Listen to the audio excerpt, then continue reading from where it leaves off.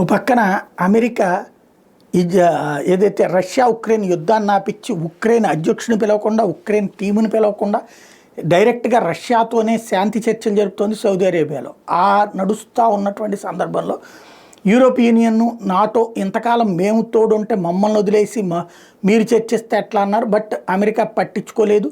చర్చలు Russia America కలిసి నడుస్తున్నాయి. ఇదే సందర్భంలో యూరప్కి సంబంధించి కొత్త నిర్ణయం తీసుకుంటున్నారన్నటువంటి తాజా ప్రకటన సంచలనం సృష్టిస్తుంది. $700 బిలియన్ ఉక్రెయిన్ అభివృద్ధి కోసం యూరోపియన్ యూనియన్ ఇస్తుందట. జర్మనీ ఎన్నికలు అయిపోయాక ఈ ప్యాకేజీని ఉక్రెయిన్కి ఇవ్వబోతున్నారన్నటువంటి తాజాగా లీక్ చేసుకొచ్చారు.